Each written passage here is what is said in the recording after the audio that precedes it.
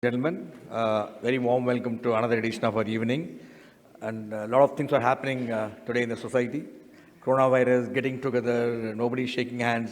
I said, yeah, all that is okay. In Chennai, with our masala idli and bhaji, nothing will happen. You are very safe, man. So nothing will come anywhere near you. Very warm welcome to you. As usual, before I call upon the speaker and also Avis on stage to take the further proceedings, let me briefly tell you what's happening in MMA next few days so that if you are missed this in your inbox, you don't miss these programs. On the 6th of this month, we are having a national conclave on the theme corporate governance, sustainability and economic value enhancement. We already sold out 300 plus registrations. We have closed the registration, you all know that.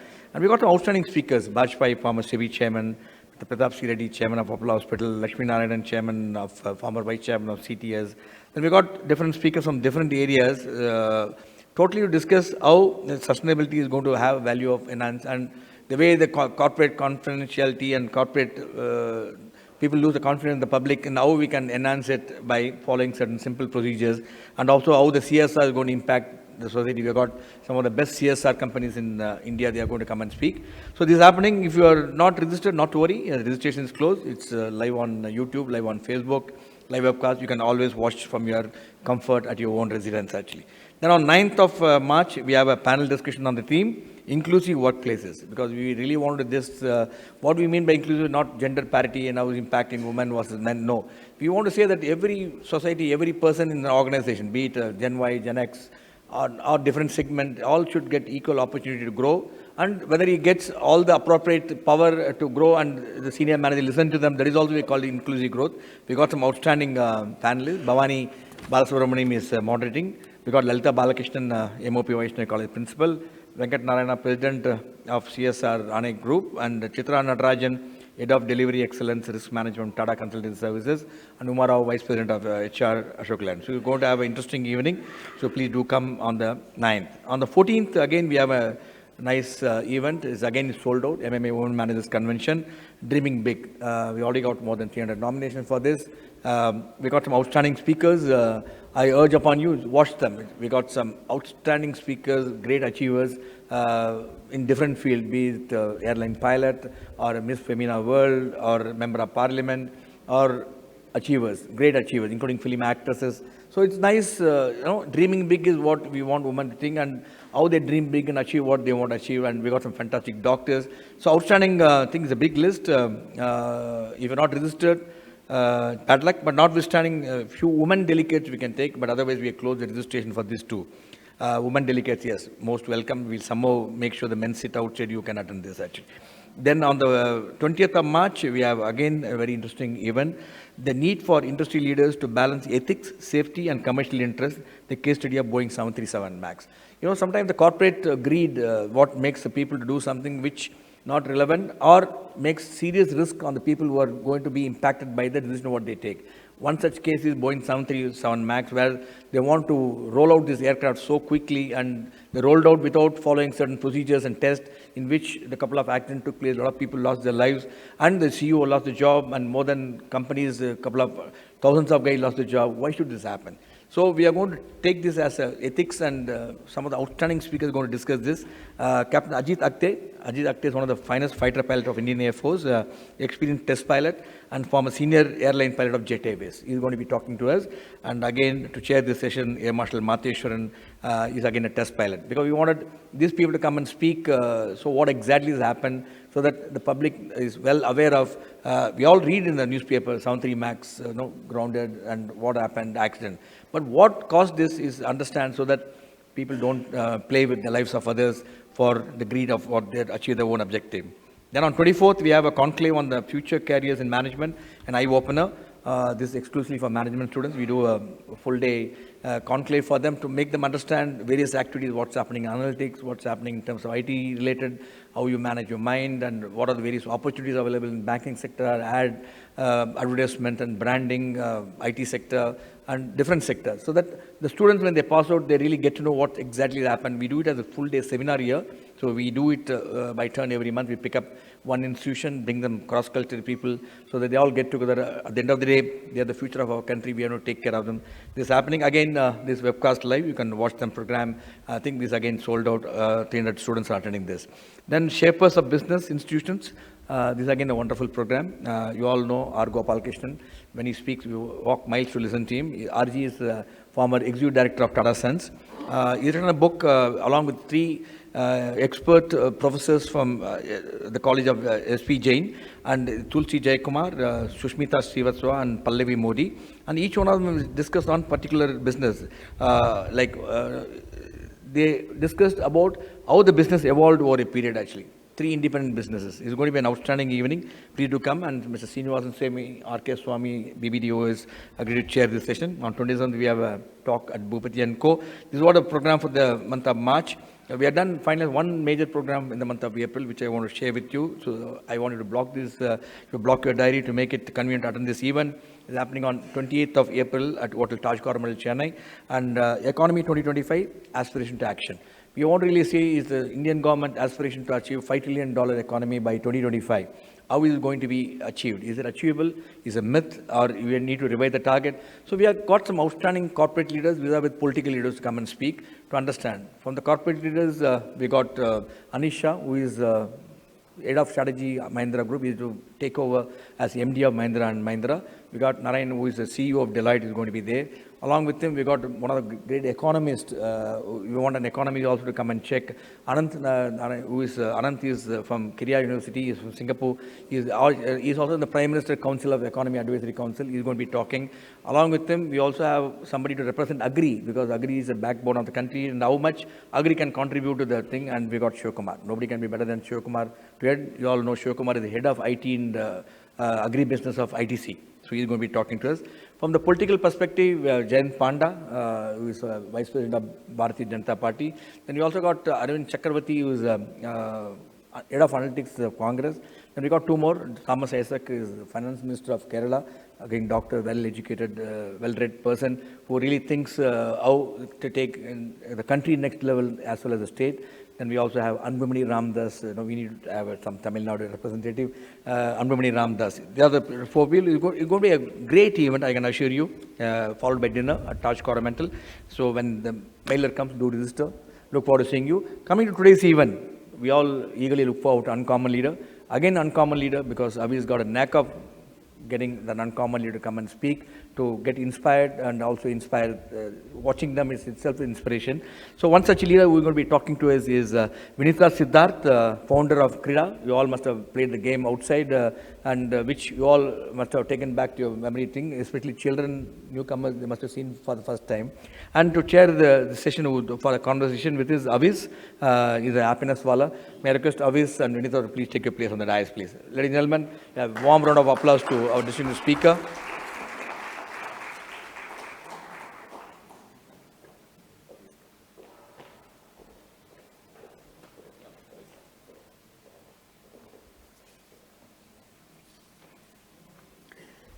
Yeah, Avis, when I put my hand, he shook my hand. Many people take it back, actually. I said, let me try what is he doing here. Good. The Vinitha Siddharth story is fascinating. Got a wonderful career in USA, then moved along, came here, doing something. Because something happens in your life accidentally, it takes you somewhere. I know so many stories where something happened accidentally taken. One thing is you're doing a research, and I don't want to steal the thunder from Avis, because you're going to be talking quite a lot about you. But only thing is, before I hand over the thing, let me introduce, because Avis' introduction is very difficult. It's a long introduction, but I want to make it very, very short. Avis, happiness wala. Over to you, Avis, everything. Good evening, ladies and gentlemen, and thank you for joining us this evening at this edition of The Uncommon Leader. Thank you, Vijay, for the 5th year now. MMA has been supporting the Uncommon Leader series. This is the 27th edition of the series, and we are excited to have you here, Vinitha. Thank you, thank you. That's your mic. Yeah. Is that on? Okay, so yeah, it's on. So let me start by, before I go to introduce Vinita and start the conversation with her, let me quickly give you an introduction to ourselves. Vani over there and I, we are the Happiness Walas. We have an interesting story. You may like to look us up on Google. Please type HAPPYNESSWALAS and it'll take you to all the links on us, Happiness Walas. But just to give you an overview, we are going through a fascinating, life-changing experience.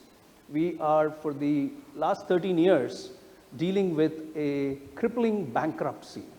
This means that for long spells of time in these 13 years, we've been workless, without work, and without money, penniless. This has been numbing financially, legally, health-wise, sometimes unable to provide for immediate family, and excruciating at many levels. Yet, in this time, Vani and I learned a very important art. We learned the art of being non-worrying, non-frustrated, and non-suffering. We realized that life has to be faced, and we trained our mind. You know, life is a mind game, and we trained our mind to be non-worrying, non-frustrated, and non-suffering.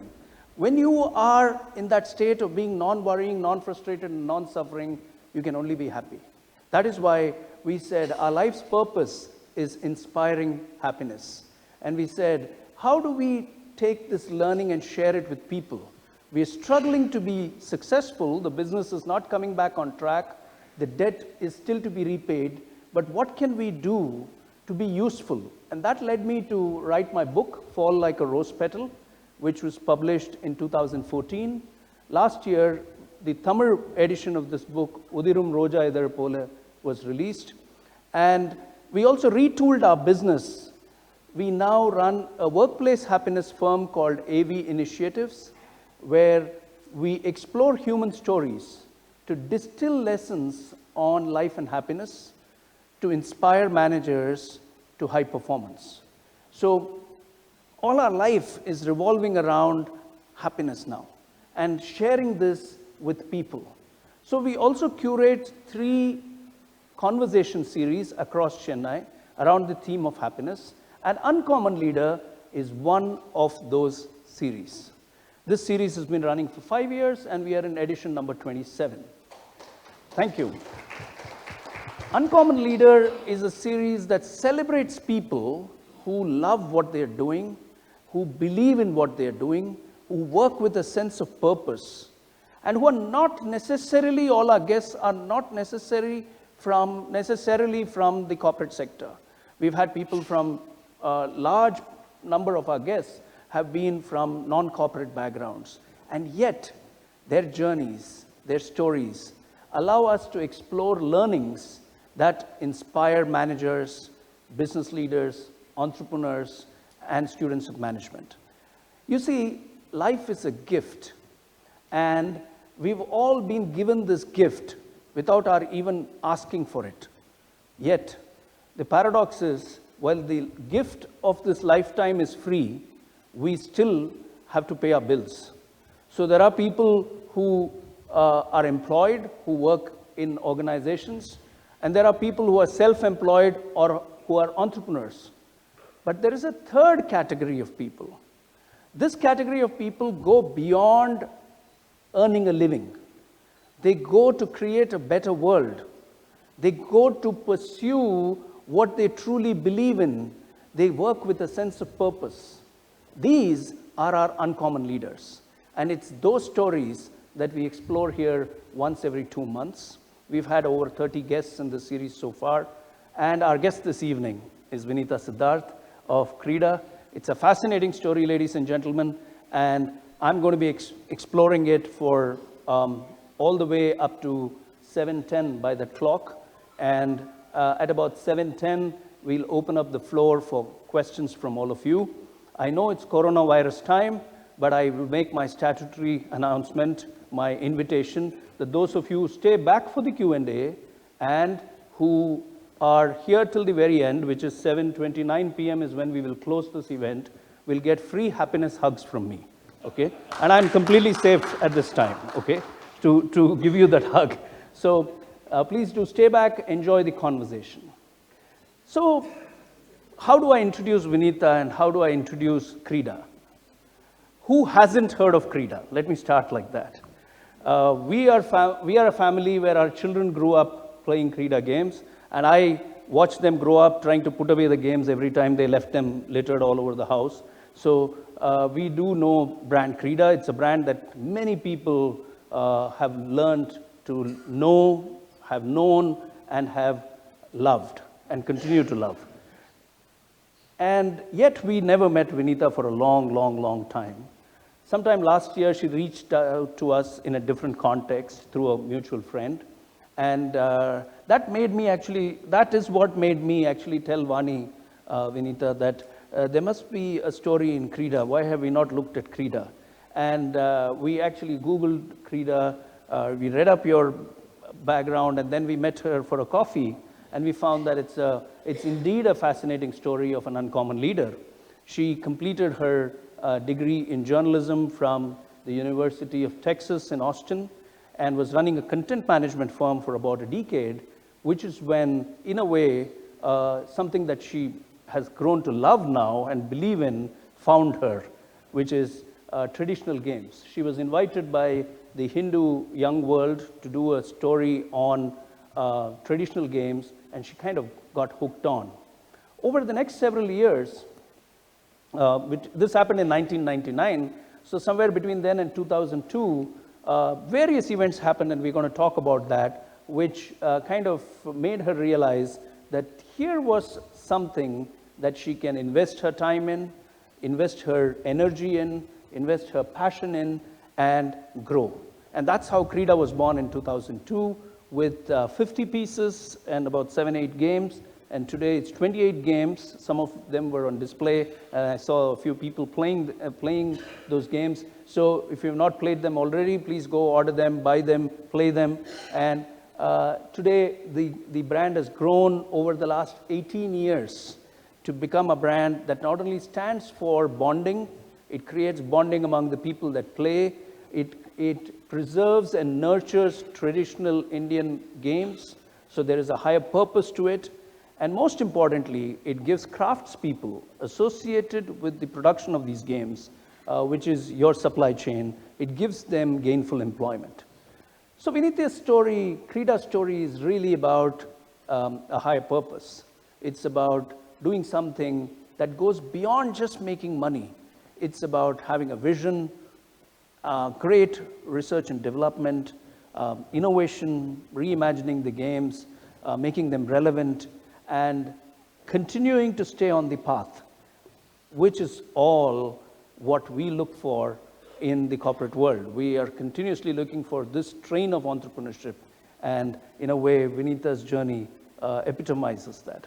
So that's, ladies and gentlemen, Vinita Siddharth for all of you, and I'm happy to be having this conversation with you, Vinita. Thank you so much for joining us. Thank you for the introduction. I'm happy to be here. So let's get started. Let me start with my first question, which is really about, when you run a business such as a content management firm, you're actually constantly researching ideas, right? You're receiving briefs and you're researching ideas. So it's possible that many ideas came your way, and over the 10 years that you ran the firm, you kept becoming very, very involved with those ideas. Why do you think the idea of traditional games really excited you more than other ideas did?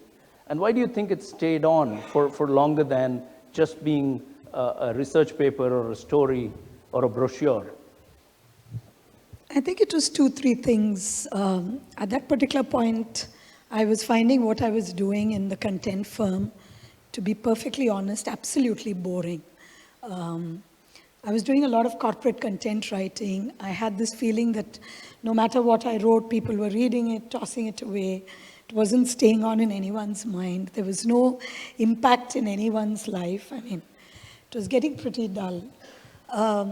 we had grown a lot, and I found myself getting bogged down by day-to-day administrative jobs, which didn't excite me at all. And when I got a chance to do this series for the Hindu on traditional games, it was a very exciting experience because I think we ran about 15 articles in the Hindu Young World. Oh, it was a series? It was a series. Okay. And each article was on a different game. I think it ran for about a year and a half. And what was lovely is we'd get a lot of people who'll call us up and say, hey, I loved reading this. I remember playing this when I was a child. You know, I've forgotten the rules of this. Can you tell me? And while the initial research was a little bit on the surface, when we had people call up, we would, in our own content firm, start playing the games to be able to answer their questions. And there was something just so fun about that, you know, and it was, you know, it was like a treasure hunt almost, you know, figuring out different games. I would talk to the vegetable man, the milk lady, you know, everywhere we went, we would talk to people about games. It was almost like a treasure hunt. There was something very exciting about what it was. And a lot of people would like call us or write to us and ask about the games, and then they'd go back and then send a message saying, oh, we love playing the games. Thank you for telling us. And somewhere all of that just came together really well. Interestingly, when I first came back to India from the US, and the very, very first job I did in content development was with a Side magazine, a magazine that ran many, many years ago. Abraham Irali. That's right, Abraham Irali. And it was on the toy industry. I think I researched the industry for about 1.5 months and was paid the princely sum of 300 rupees at the end of it for a 5-page article. But I don't know, maybe that gave me some insight into, you know, how few things were out there which, you know, picked up from what is available in India. And somewhere I think it just all came together. At that moment I was looking for something different to do, and it just came together. Interestingly, I wrote for Aside as well. You got paid more than I did. I got 75 rupees. So, I have a question, but I'm going to hold that question and ask you one more, or rather, I want to take away a lesson, but before I do that, I'm going to ask you one more question, which is, how was the feeling engaging with traditional games for you when you were still running the content firm? What was it doing to you? I think more than anything, it challenged my creativity because it was about, so when we started thinking about Krida at that point, or even should we put the games together, it was like, how do we do it? And I think even before the concept of Krida was born, was the clarity that if I did do it, it would be global in quality but Indian in spirit. And that meant no plastic pieces. It had to look and feel and resonate with the way we used to play. So, in fact, I remember when we, you know, I was even saying, should we put game pieces at all? Or should we just let people go pick up seeds from the garden? And everyone looked at me and said, no one has a garden anymore. They can't pick seeds. There was a very subtle challenge there, right? Absolutely. It was drawing you in and keeping you engaged and making you think. And yeah, so it really challenged your creativity to do something different. Different, you know? Fantastic. You know, this is something that I've often noticed. You know, when we look at life is intrinsically meaningless.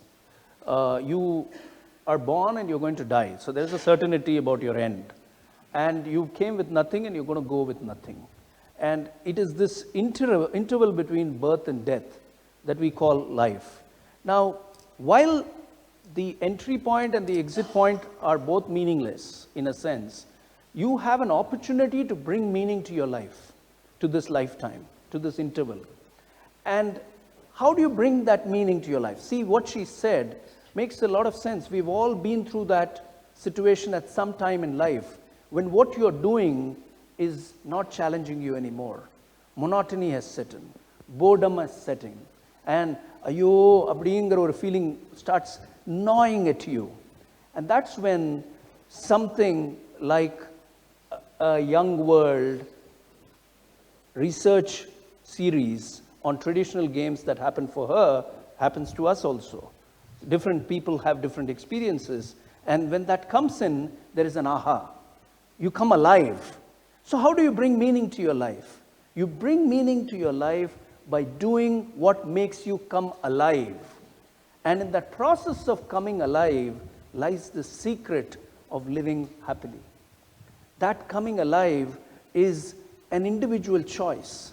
And that's why I asked her the second question. What did it do to her? It challenged her creatively. It made her pause and think and say, hey, what are the few things I can do here with this idea? So thank you for sharing that. Let me ask you, the next question really is about what did you do with this connection? You had a connection with traditional games through the year-and-a-half series that you did with Young World. Now, for that to become a concrete business idea, there must have been an inspiration, right? So you moved from connection to inspiration. How did this happen? Was there something that you had to do? Did the universe open doors? How did it really happen? Actually, it was interesting because a friend of ours who was also a reader of the articles and associated with the MCTM school in Mylapore, so suddenly called me up one day and said, can you come and teach the teachers of our school these games? So I was like, yeah, sure, but I realized I didn't have the games. I mean, traditionally, people drew the games on the ground with chalk piece or on the mud. So over a weekend, a school friend was visiting, and we actually sat and painted these games on plywood pieces and took them off to the school. And it was so much of fun playing with the teachers. And we actually had a teacher having so much of fun, she fell off the chair laughing. And, and I remember thinking, if teachers can enjoy this so much, how much more kids would enjoy this? And that's when kind of decided, okay, why not make some of these games? To be perfectly honest, I never thought even then that I'd make any more than 50 games. I made 50 games, put them, I approached 2-3 stores, Odyssey being one of them. And at that point, Krita didn't have the money to invest in a mold for a cardboard carton. So we actually used pizza cartons, and not even the fancy pizza cartons you get now, but the old ones with big fat staples on the side. They look pretty ugly. But we had these pizza cartons and we had our boxes in it. And I remember going to Odyssey to meet Ashwin. He didn't know me from Adam. So I walk in with this pile of pizza-like boxes, and he looks and says, I didn't order anything. And I'm like, no, this is not pizza. These are traditional games. And he was sweet enough to look at the games, fell in love with it. And he was one of the first stores to put it in. A couple of others, Crafts and Weaves, Matangi, who now runs her own successful shop in T. Nagar, Marigolds and Weddings. So she was running a shop called Crafts and Weaves, design store. They were, at least design store, Matangi knew me, but Ashwin didn't know me from Adam. So here I'm walking in with this whole pile of pizza boxes. And at the end of it, he goes, so Vinita, you'll send it to me with a DC. And I'm like, what's a DC? Because only DC I'd heard of was DC Comics. I had no idea what a delivery challan was. I had no idea about any of it. I honestly thought we'd make 50 games. Few people will buy them. I'll distribute the rest to my friends. When you say 50 games, you're meaning 50 units? Of each piece, okay, exactly. okay. Yeah. And I kind of thought it'll just be a stopgap thing before I move on and do something else. But we were fortunate. We had a good coverage in the Hindu on day one. In fact, Chitra is here somewhere. She wrote an article Chitra, yeah, on the Hindu, and within a week we were sold out. And after that, we were scrambling around trying to make the games again. So it was kind of, almost by accident that this happened. I don't know. Sometimes I wonder if I know all that goes into it. If I thought about it then, I don't know if I'd ever have done Krita. In a way, it was good that I didn't know what went into it. I think the beauty about life is that it draws you in at the right time into things that you would normally not have ventured into. That's one truth about life. But coming to your journey, what I'm seeing is a very important learning here, which is that a large part of entrepreneurship that's visible from the outside is the success stories or the failure stories. You know, they get very visible. But the early days are as challenging for anyone as they are for anyone else. So it is a difficult space to start off.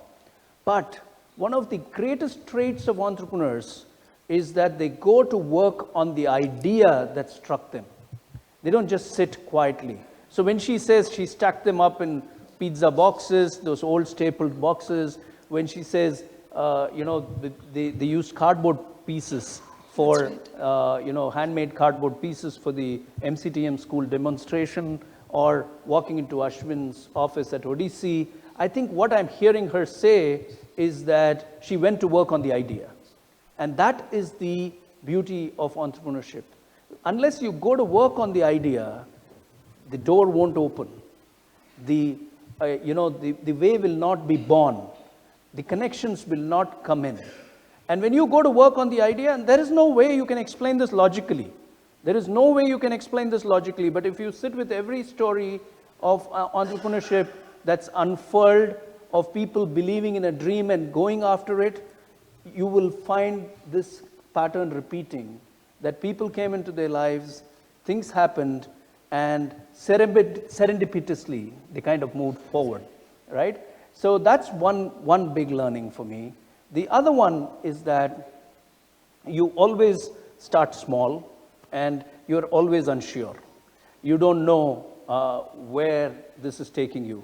In fact, Andy Grove, the former chairman of Intel Corporation, had this to say. He said, entrepreneurship is about taking that step, tiptoeing and taking that next step, not knowing how or when the next pebble is going to trip you over. So you don't know, you are very unsure. And I think it's a great place to be if you are unsure, because then you are clear that you have to be checking all your sides and covering all your risks, and you're doing it in a very kind of premeditated fashion in your mind, but you're actually going with the flow of life. So entrepreneurship. I'm not quite sure how much of premeditation there you was did. in it. Okay. No, I think entrepreneurs think. I don't mean you, but generally we think that we have a plan A, we have a plan B, and all of that. But we are actually being led on by life. That's what I've noticed. And it can always be in hindsight that you're a little wise to know that you were being led on by life, and you think you had a plan A and B and C. Let me go to your journey. Come back to your journey and say, in terms of the story of Creda's startup phase, past those early days, let's say you founded Creda. So I had a question on how the name Creda kind of came up. Let's cover that, and then I'll ask you the next question I was beginning to ask you. Honestly, I had nothing to do with it. That was my dad's suggestion. Creda means play in Sanskrit, and came from my dad. Okay, so and he's there in the audience. There in the audience. Yeah, fantastic. Okay. The name I owe completely to him. But it's a fascinating name. It's a name that's begun to be identified with the space now. Yes. Of traditional Indian games. Nale, now we think Creda, right? So in terms of branding, we always are asked to think, can a brand become generic, like a Xerox, like fridge? So fridge is not a refrigerator. Fridge was a brand name, And so Creda today owns that space in terms of traditional games. I'd like to think so. Yeah, but it's a fascinating name. So how did you bootstrap Creda? Because I ask you this question because I think from our conversation, what I make out from the coffee conversation we had, what I make out is that you literally funded it 1 rupee at a time, and depending on how many rupees you had the next game coming out. So how did this actually happen in practice? Okay, so I guess when I started Creda, honestly, I had no clue where I was going in terms of money and how we were going to fund it. In fact, in the early years, we were looking at establishing it as an NGO. I even met with a few funders, potential funding agencies, and the thing that bothered me about much of it was Krida itself and the space of traditional games was very new. I had no idea what I was going to do, but I did meet this funding agency in Bangalore who were quite keen to give us money, but they wanted a very detailed proposal on how the money was going to be used. And what bothered me is I was literally putting strictures on something which I had no idea about. So I was defining what I was going to do without knowing what I was defining, and this whole thing was bothering me. And I was fortunate enough, my background is in communications, and I was fortunate enough to get a consultancy call from the Richard Gere Foundation to do a project with communications on the HIV/AIDS issue in India. Interestingly, the person who hired me for it ultimately was a Krida customer, and reached out to me saying, would you be interested in doing something like this? And I said no, because it was on paper a full-time job and I didn't want to do it. I was having too much fun with Krida, and I wasn't ready for a 9-to-5 job, so did refer him to a few other people. But he came back later saying, no, none of that worked out, so why don't you meet Richard Gere and then take a call? And I mean, someone tells you to go meet Richard Gere, of course you meet Richard Gere, no questions asked. But I mean, jokes apart, the project that he offered was equally exciting as a communications consultant. It was very challenging communicating about HIV/AIDS in a country like India where there's so many superstitions, morality issues, and he was nice enough to tell me, I'm not looking at a 9-to-5 job. This is what we expect from you. You define your space, your time of work. So it kind of worked out well. So I continued later, not just with the Gere Foundation, consulting with a number of other NGOs, which ended up paying me quite well for my consultancy. So I was kind of able to use that fund to support Krida. And I also had the benefit of my husband's company, which was, touch wood, knock on wood, doing well. And we were able to share resources with him.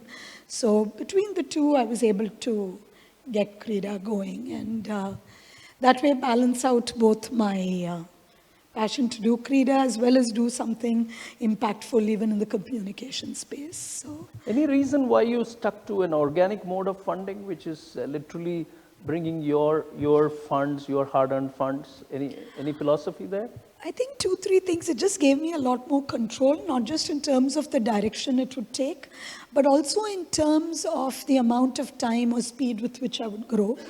At that time, my children were still little, and Krida being what it is, I'd often get called to do programs on Pongal Day and Diwali Day. And after a year or two, I realized I was being called away from the family at the days when I most needed to be there, but that was the nature of the beast. So I was able to take a call that it's okay, slow down a little bit, give the time to the kids, and kind of balance out. So it allowed me a far, far greater control, especially when the family was growing. And it also gave me a lot of time to do research, to kind of figure out the directions that Krida wanted to go.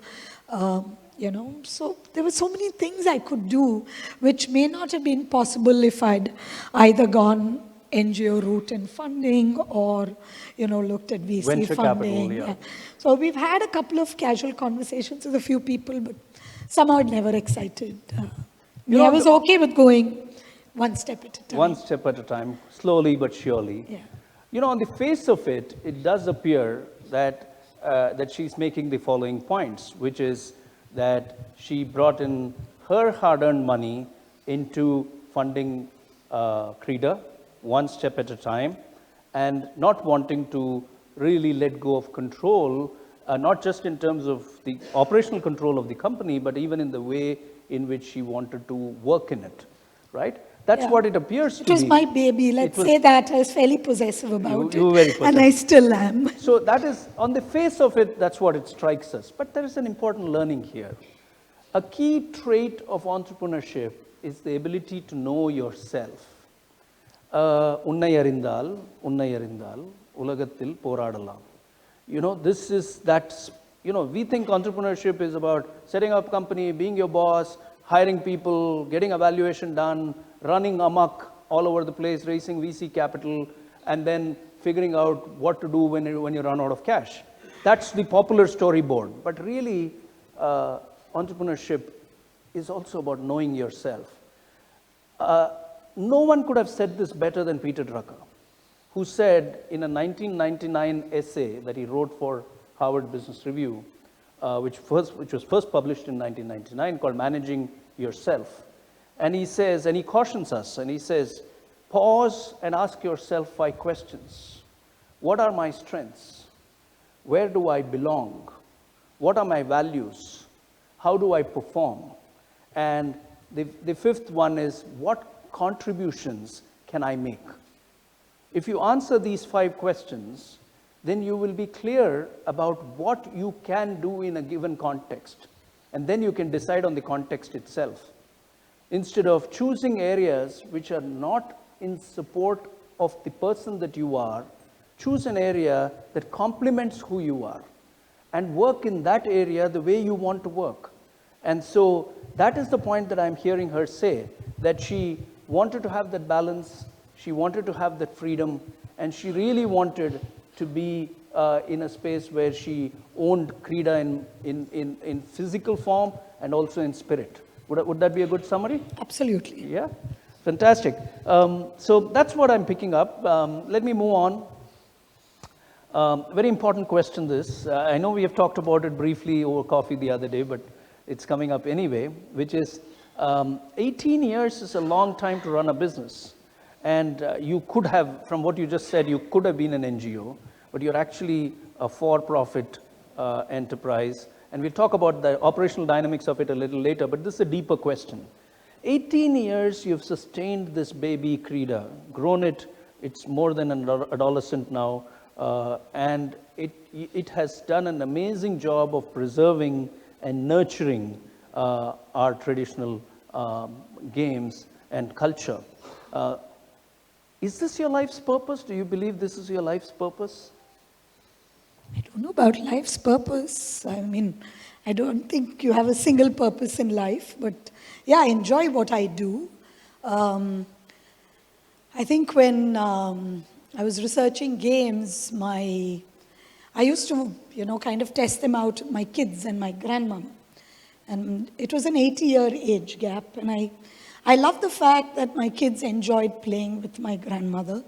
And many, many years later... With your grandmother? With my grandmother, their great-grandmother. Wow, okay. And many years later, when my great-grandmother was 96 and my son was in college, he'd still come home and play Palanguri with her and lose every time.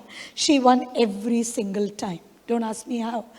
But I love the fact that it helped build bonds between them. I love the fact that, people pick up these games, tell us stories. I remember last year during Madras week, we did this series of games in all the metro stations in Chennai. And we had this old couple, over 70, one Mama, Mami come. And I think it was the Annanagar Metro. And they came in only to play games. They were not coming in to take the train.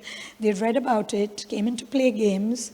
And we had these lovely tables set up, but they didn't want to play on the table. They sat down on the ground. And for 3 hours, the two of them together played every single game we had to offer. There was no question of, this is a ladies' game. Mama played 5 stones, he played Palanguri, he played every single game the two played together. It was such a delight to watch. And when they left, they were so happy to, share that memory with us.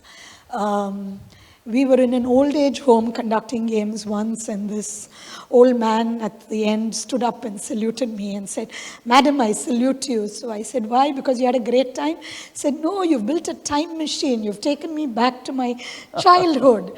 So, these are the things that make it fun, it makes it so much of fun. There's this email which I'll never ever forget. I have it saved, which grandfather wrote to me. He had picked up a palanguri for us. He actually dropped in at the office and bought it. And he said, I'm going to America to spend time with my grandson. So I want to see if he can play palanguri. And he took it. And he wrote to me saying, every year I come to the US. And every year I have nothing in common with my grandson. And this time, for the first time, he comes running home from school to play palanguri with me. Really want to thank you for bringing me something that can bridge this gap. I mean, these are the things that make the whole thing worthwhile. It's so much fun. It's about putting smiles on people's faces. It's about bringing back childhood memories. I mean, if you can, it's one more smile, one more happy memory, why not?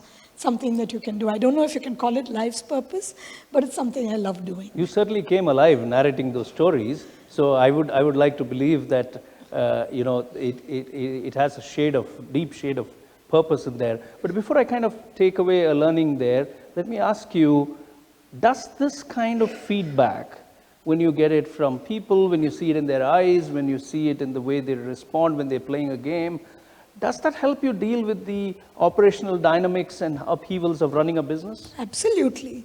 I think, today when we walked in, I think the entire MMA staff was out playing games and having a rollicking time, all with bright smiles. A couple of them came and said, oh, I'm remembering my childhood. It was so much of fun to play.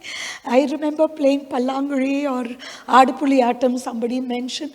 It's lovely. It just energizes you. And I think that's what most happy memories do that, no? They give you the energy to cope with. I mean, even in my NGO work, we do a lot of counseling for people. And when we counsel adolescents, we always find that, if we help them dig in deep and go back to happy times, we're able to give them the strength to cope with whatever life is giving them. And if Krida can give that, why not? Amazing. Amazing that you should relate it to happiness. That's something that is so close to what Vani and I are doing and talking and living all the time. But I'll first go to the learning that I was picking up from what you said. Purpose is a very interesting word. We're not taught purpose in schools. We're taught many subjects, but we're not taught purpose in schools. We're not told that there is a purpose to your creation. And so at an individual level, it can be your raison d'etre, the reason for your creation. Or it can be your ikigai, what wakes you up in the morning at an individual level. But at a company level, purpose plays a very big role in differentiating between a company and an institution. A company is an enterprise. It's there to make profits. But an institution goes beyond that, goes beyond the idea of just profiteering from a monetary point of view. And that is where purpose plays a big role.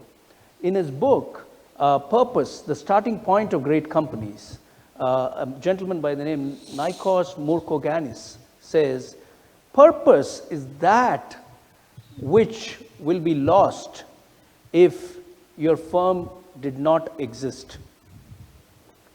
Okay? That is how he defines it. Jim Collins, in Good to Great, says, purpose is that something beyond making money. Purpose is that something which would be lost if your firm ceased to exist. And so both of them come back to the same point. They say that beyond making money, why are you in business? And that is where I am seeing this intangible feeling that you are able to build, the bond between people, the creation of happy memories, the coming alive of your customers. I think that's what is driving you. So I would say it has a deep shade of purpose. But Vinita, one of the things about you is you're very self-effacing. So you're very, you may not personally like a label of purpose being tagged onto you. But you think that in 18 years, so much has happened because it just happened on its own. I think there is a lot of your drive there, if I may. So I thought I'll make you feel a little embarrassed by saying a couple of things that are truly relatable to you. But let me ask the next question, which is, so you talked about the impact the games have on people. What goes on into making these games? Obviously, a lot of R&D. Obviously, there is a lot of work required to keep them relevant to the audience groups. So, do you have a process for this? How do you reimagine these games consistently and keep quality at a very high level? I think basically 2, 3 things. Every game that goes in the market, I think we are very particular about the testing, because typically when we research these games, it's almost like putting a jigsaw puzzle together. You know, we're talking to tons of people, trying to figure out the game, trying to get the rules from people, and then put it together. But many of these were never written down. So what happens somewhere is that not everyone remembers all the rules. So as you start playing, you'll find you're in a situation, you're not quite sure what the rule there is. So every game is played by our team at least 100, 200, sometimes more often. Wow. Okay, so that's a very important part of it. The other thing is the actual, when I'm putting the game out, I need to understand how it's going to be played itself. Some games are simpler to do in terms of the game is the game, but then what are the pieces that go into it? How do we make sure that it stays relevant to our principles of being very Indian in spirit, in terms of be it costing or in terms of the pieces that we use. So to give you an example, we are very particular that we must be eco-friendly on everything that we do. So we don't use plastic. And we also put in a lot of safety features into our games, little re-engineering of things like gilli danda and bambaram, which people are afraid to let children play. So when we were doing this, there was this lady who contacted me saying, love the fact that you're eco-friendly, but would you mind not using shells in your game? Shells. Yeah, and traditionally, cowrie shells were very much a part of our game. In fact, today, when I came in, someone was telling me they played Palanguri with cowrie shells. Was it Vani, I think, was mentioning that. So, so I started doing a little more research, and I realized that the shells that I was using were not prohibited or anything. So I called her back and said, why do you say this? So she said, no, because nowadays they troll for shells. Earlier people picked up what they found, but now they're trolled when shells are sold in bulk. Now, finding a substitute for Palanguri, for Shori, was easy because you can put any small piece. But then when you're playing Shori as a game, the larger cowrie shells, which are also used in Chowpad, the North Indian version of Daikatam, it became a whole different ball game. Finding something that can substitute for cowrie shells, but look as beautiful, be as cost effective, and also manage the balance, and the probabilities, was a huge challenge. It took us 3 years and multiple tries. So we actually have one of my colleagues, every time I came up with an idea, I would give her a sample and she would sit and throw those 10,000 times just to make sure our probabilities worked and didn't mess around with the way the game would go out. So this repeated over and over. Even now when I look at those books, I'm like, oh God, what a lot of effort it took to finally get to where you are now. So every element needs to go through that. When we shifted from pizza boxes, quote unquote pizza boxes, to the boxes we use now, it was about how we actually design it, how we researched it. Give you another example. Anyone who's bought a board game knows that you buy it in the shop, you'll take it home, you'll unpack it and you'll play, but you can never put it back into the box. It's almost impossible. And you'll jam the lid down, the lid will split on the sides, coins will fall out. Most people with kids will have towering boxes, you'll pull one, coins will fall down. I mean, this is like a nightmare in any parent's life. So, the way we've done the boxes, so coins don't fall out, drawstring bags that go into the boxes. So every element we've gone into every possible detail, both as a mother and as a manufacturer, to see what are the problems one could face. So I think that's one very big part of our research. The other thing has been also about Yes, the games are traditional. Yes, they're interesting. Yes, we should preserve them because they're part of our culture. But how are they relevant today? And I think that's a very exciting direction which Krida has done a lot of research in. We've done a lot of research on using these games in with special children. In fact, I've a couple of my friends here who I've done a lot of work with. How does it work? We've had sessions where people have watched and, we're trying to modify the games. Similarly, we've done a fair amount of work on how these games can be used in teaching mathematics, working with... What about corporates? That's another thing we've done a lot with. I do have 2-3 trainers who have worked with corporate houses. We work with them, discuss the games, take it forward, put together ideas. So we work with a bunch of trainers who actually use it in their training programs. We also do a lot of work with corporates in terms of gifting and corporate events and family days and team building events, things like that. So, in fact, there's a very special memory I have of a friend who called me up one day and said, I have some guests from out of the country, so can you bring some games? They don't have time to go out. I'd like to show them a little bit of Indian culture. We have a board meeting. So I go with this big box of games, standing in the boardroom, setting up the games, talking about it. And you have these 5-10 very formal people, all suited and booted. And then one of them picks up the bamburam and is so fascinated. And then they start playing with the bamburam right on the boardroom floor.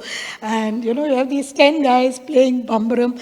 It was a very special memory for me, because it's so incongruous. But at that moment, everyone was full of smiles and everyone was full of childhood. And I think that's what's special. It doesn't matter who you are, old or young, rich or poor, whatever, you can bring it all together over traditional games. And that makes it very effective in corporate programs, because we've had programs where we've had different teams. One of the leading IT companies in Hyderabad had 2 teams coming together to work on a specific project. So invited us to come and do a day-long session of games so the 2 teams could get to know each other. So, we've done stuff like that. A lot of thought seems to be going into this. Yeah. This is not surprising to me as a customer of Krida, but I never thought this involves so much of effort, so much of thought, and so much of R&D in terms of people actually testing these games in your office. I want to take away a couple of learnings, but I'm going to make an observation. It must be a fun place where people get to play for a living, right? Well, yes. We do play for a living. 10,000 times you play a game, it must be fascinating. Yeah, unfortunately, we don't play as much as we'd like to. We kind of get bogged down in the day-to-day. The administrative. You're a small team, right? I often wish I could just find someone who'd take care of that and let me do the playing and the fun part. But sadly, it doesn't work that way. I wish that was true, because I've often heard entrepreneurs say this, that CEOs say this, leaders say this, that I wish I had somebody to take care of my nitty-gritty while I look at the bigger picture, play with the vision of the company. But, there are no easy answers there. There are no easy answers. But I'll come to the key learning that I'm picking up. We are so much into scale today. Every business idea is being processed in public consciousness in terms of how scalable is it? And so how many billion transactions can you replicate in a reliable, predictable fashion with tech specs being the same without being compromised? This is really what builds valuation of companies and ideas. But here's somebody who's talking about the aha element in each transaction with the customer. So there may not be a billion users of Krida games.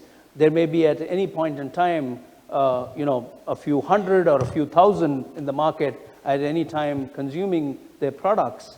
But there is an aha moment for each one of them.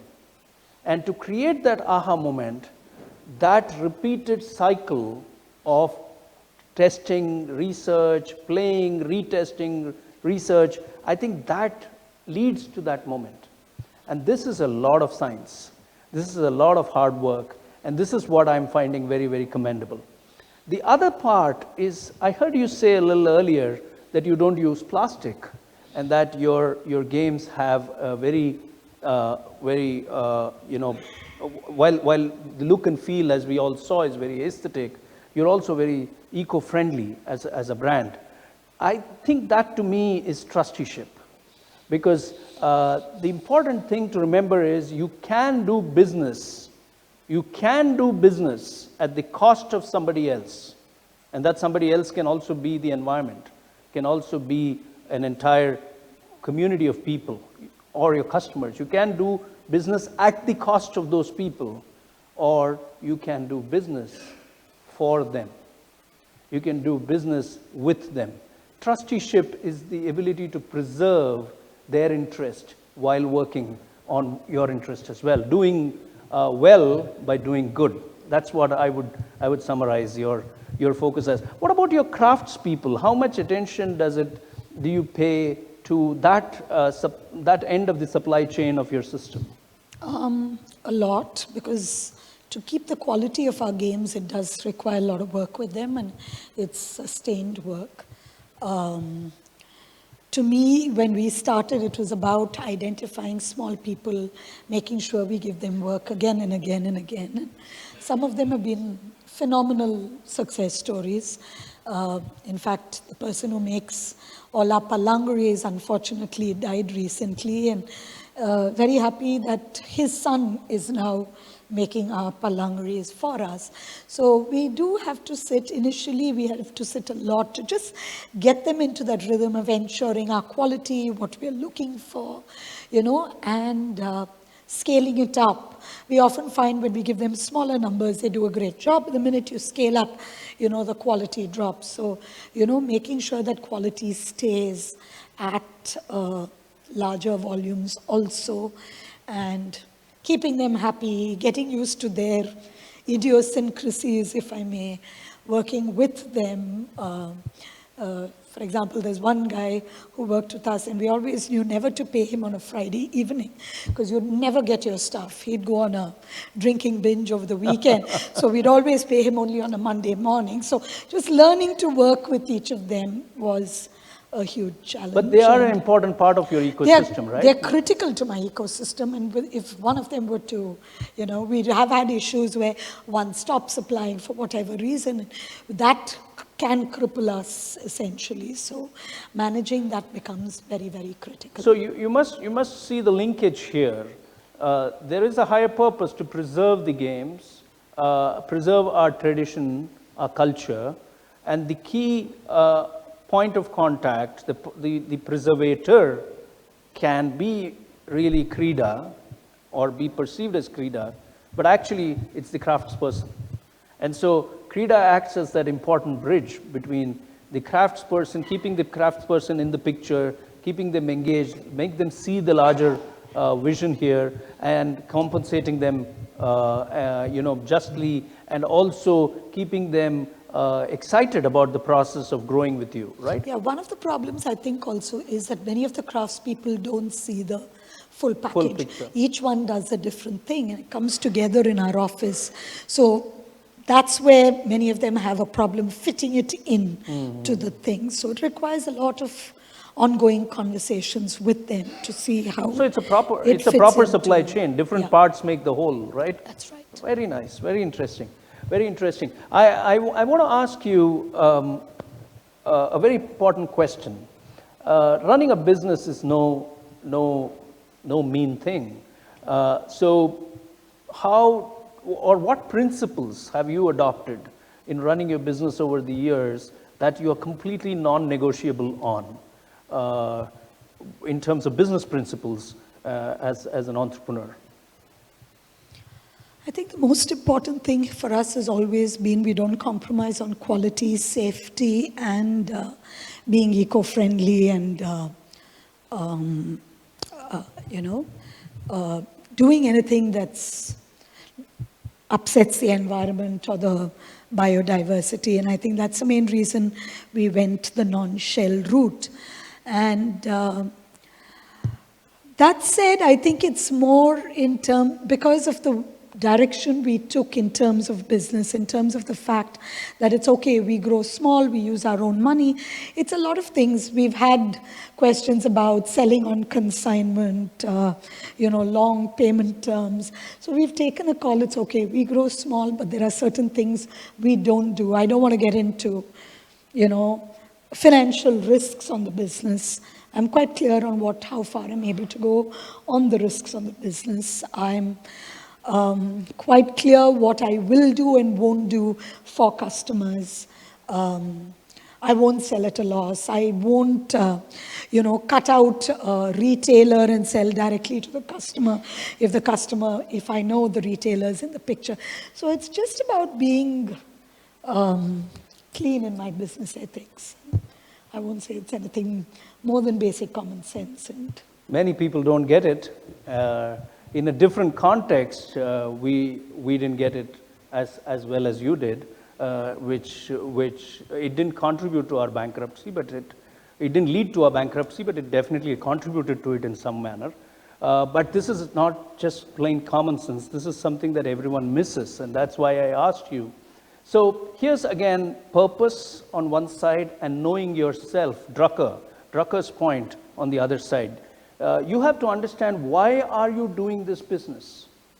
So if it is for preservation of traditional art forms, traditional culture, games, and you want to protect the interest of the craftspeople, then how can you do it better and better every single time? So that's on one side. On the other side is knowing yourself. I don't want to necessarily get into a financial risk game. Now, there's nothing wrong with that. I once met a CEO who ran a multi-million-dollar enterprise, and he had invited Vani and me to the Crown Plaza. At that time, it was called the Park Sheraton, and we went in the lobby, and we were waiting for about half hour, and he was on a conference call for that half hour, right in front of us, and he constantly kept putting his hand into his pocket and pulling out a used envelope in which he had pencil markings, and he kept looking at it and reeling off some numbers, and then he would put it back, and then again he would refer to it, and again he would put it back. At the end of the call, he joined us, and so I was very, piqued. So I asked him, I'm very curious. I want to ask you, what were you looking at that for? So he said, it was, multi-million-dollar business sits on the backside of this envelope. I know exactly who's processing what is due from where, when it is due, and I like to ask my questions based on that. So I think that ownership is what entrepreneurship is all about. You need to know what your own risk-taking capability is, what numbers you're tracking, and there I like your idea of no consignment, no returns, no discounts. Here's a qualitative offering, cash and carry. I think it's a very simple, straightforward business. You may not grow in top line numbers, but you'll definitely not bleed. And if you bleed, then the craftsperson gets affected, so the purpose gets affected. But I think we, Vinita and Krida are an example of that. In a forum like MMA, we can sit and talk. But if you go to Mylapore Tank, every woman entrepreneur there on the street has a very simple principle: kaila kasu, vaila dosa. So you don't take credit. They don't hold huge inventories. You pay them. They give you your poo or param or whatever. So there is no loss, but they don't know how to manage it. That's a different ball game altogether. But they follow a very simple principle, and I see that standing out here, which is very good. So it goes back to Drucker's thing: know yourself, know how much you want to stretch yourself, and do based exactly what you feel you can handle. Let's go to almost the last question. I'm going to blend a couple of thoughts in my head and ask you a question. You could have been in the US, but you ended up coming to Chennai. You could have been in journalism, content creation, and you ended up leading a company now for 18 years, known for preserving Indian games. So there is this journey of life which is unique in its own way. That's one part of the question. And the other part is really, which part of running Krida gives you the greatest joy, which makes you unmistakably happy. Okay, so what do you think about doing what you are doing today, whereas you could have been doing something else, and what makes you incredibly happy? I think if anyone had told me 25 years ago, 30 years ago, in fact, I have friends in the audience who, if you told them that I would be preserving traditional games, they would have laughed at you, and I probably would have too. But Krida is fabulous. I love doing Krida. I hate the nitty-gritty, and thankfully my husband takes care of most of that for me, and he's the, it's the perfect right brain, left brain. I do the creative stuff. He takes care of the dirty work, so kind of works out well, thanks to that. Otherwise, I wouldn't be able to do it. So what do I love about Krida? I love the idea of, researching, bringing out games, new ideas, and new ways of taking it to people, new concepts, putting it together. In fact, working on a very exciting new concept now. So each thing kind of gives you this little jolt of adrenaline, so you're always thinking about it. There's a never time when you stop thinking. It's going on in your mind all the time. And, and it's a challenge. It's like a puzzle to solve. It's like, until you solve that puzzle, you can't get it out of your system. And I love doing that. And knowing what I know today, I don't think there's anything I'd rather be doing. I have a perfect combination of Krida and my consultancy in the NGO sector. And I don't think, knowing what I do know today, I think I'm happiest where I am. So, are you looking forward, and do you hope to be leaving Krida in the hands of people that can take it forward, so that the idea is preserved beyond you? Honestly, I have no clue. You have no clue. I kind of just wing it as I go, and I've not really thought that far yet. Okay, that's interesting. One of the things that strikes me about your answer is that the ability to flow with life as it comes, it lends itself to a rare beauty and opportunity, which is the word flow itself denotes that you flow like a river, and you take the path that life is paving for you, and so it has a beauty of its own. On the other side, the fact that you are clear that you wouldn't be doing anything else. Isn't that what what happiness is all about? Being able to do what you believe in doing and doing it so well. Thank you. Wonderful talking to you. I'm going to come back and wrap this conversation up in a bit. But it's time for questions, and at the end of the questions, we'll time the questions. Keep the questions very sharp. Please share your comments, thoughts offline with Vinita or with me, but questions, please. Hi, Vinita. Hi. It's a pleasure to be here at this moment with you.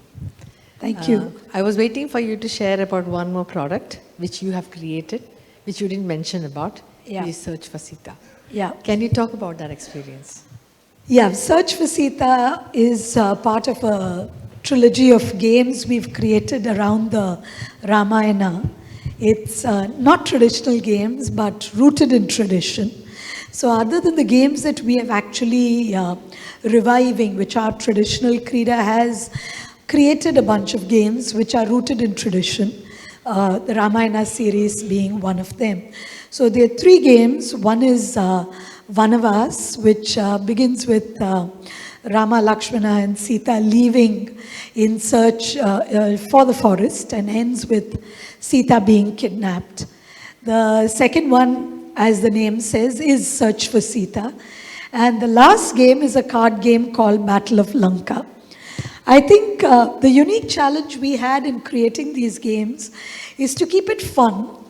Yes, it's based on mythology, but not to make it so much religious as fun and focus on what I like to call eternal truths, So when we were doing particularly when we were doing the Battle of Lanka game, We had this huge problem because you could not have a card game where Ravana wins.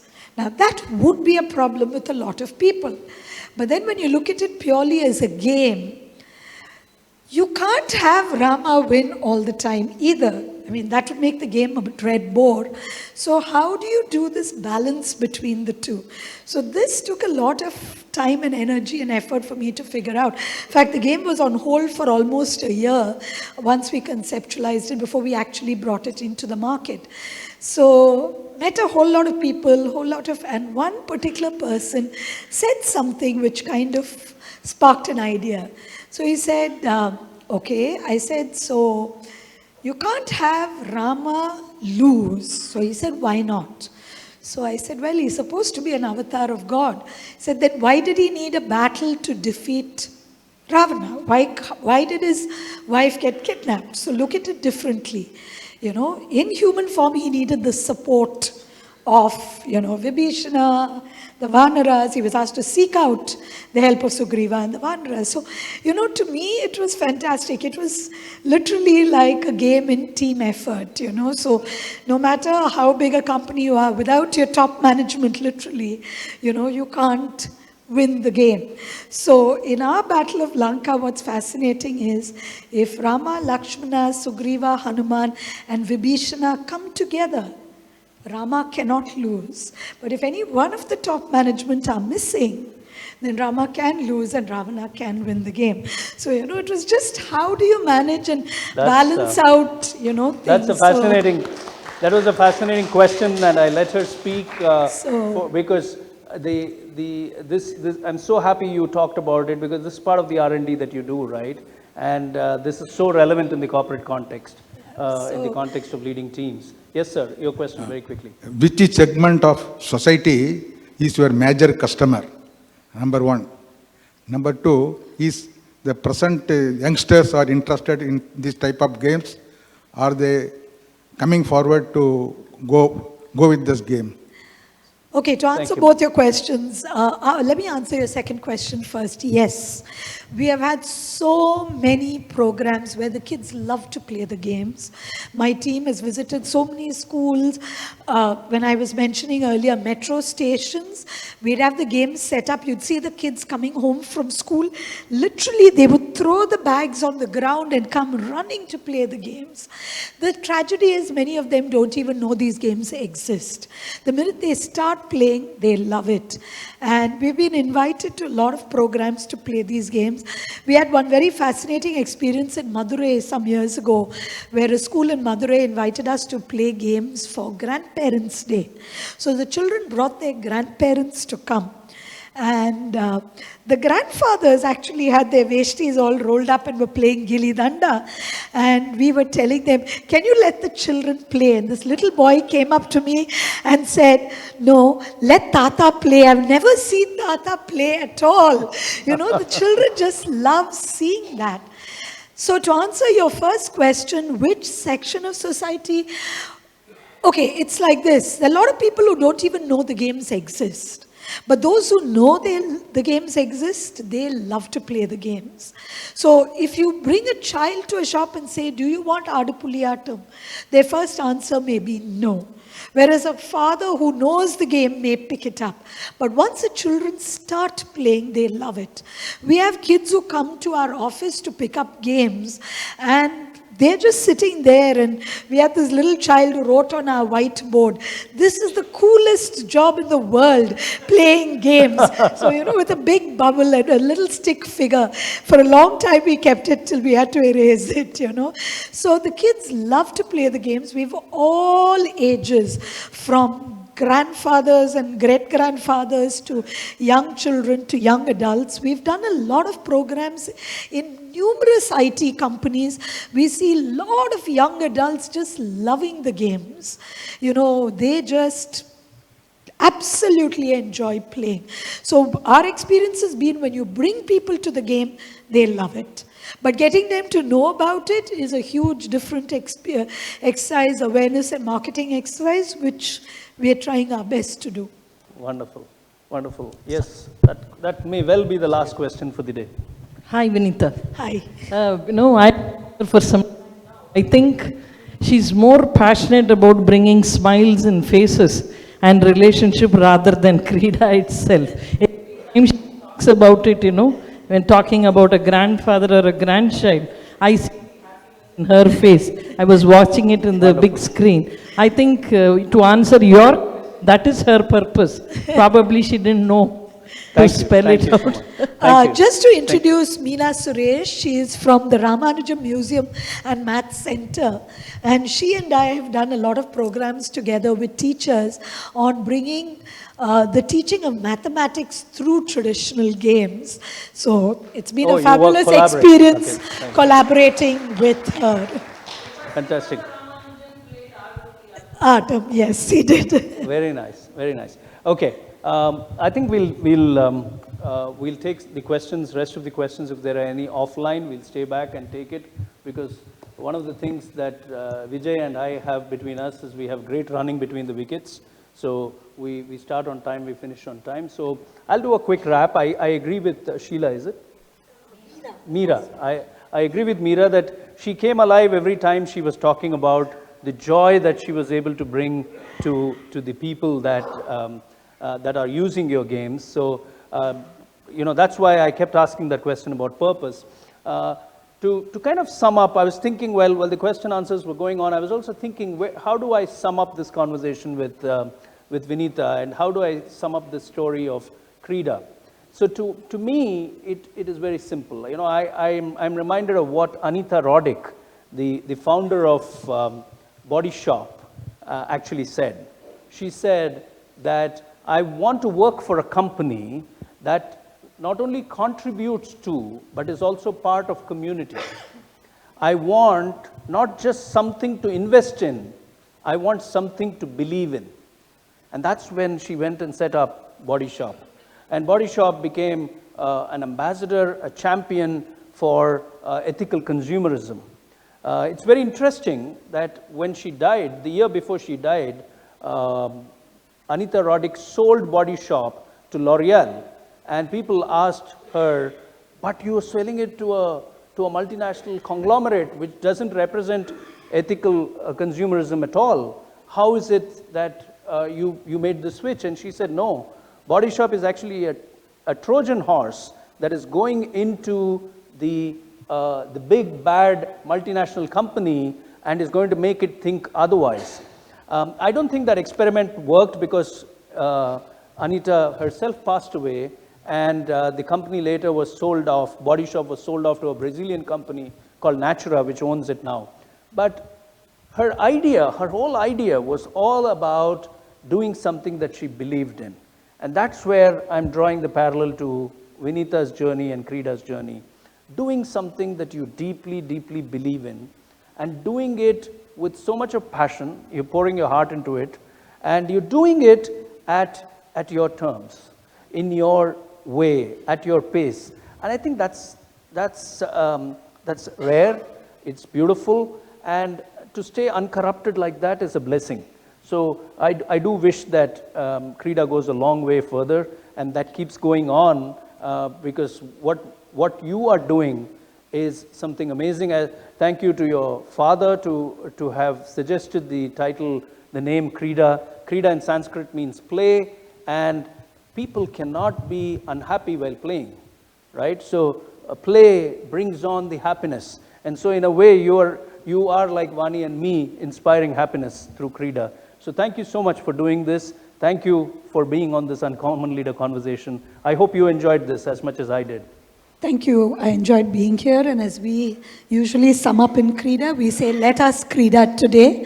So those of you who wish to Krida, there are games outside. Oh, the games are still there? So Okay, please, exciting. my team is here. So any of you would like to join and play, please do. Thank you. Fantastic. Let us Krida today. Over to you, Vijay. Thank you, always. It's a great evening as usual. Thank you for introducing Vinita for this evening. And some of the thing what she said, practicing 10,000 times, I think Ravi will agree with me. Even Tiger Woods practiced only 3,000 times for a good shot in golf, or Roger Federer. But I think your complex things is, I find from the thing is more tougher than Industry 4.0, I can tell you that. Ladies and gentlemen, big round of applause to Vinita for a great evening. I request Mali is quite Mali to, and also Ravi to please, our past president Ravi Viswanathan is here, may request you to come on stage and present a memento on behalf of MMA, Ravi. So you come to MMA, we're not going to leave you so easily. Mali, you also join us, please. Mali is a member of your managing committee. Yes. Warm welcome to Ravi. Ravi is a past president of MMA, done some great help to MMA. What we are today is also he is responsible for that. Welcome. So good to see you.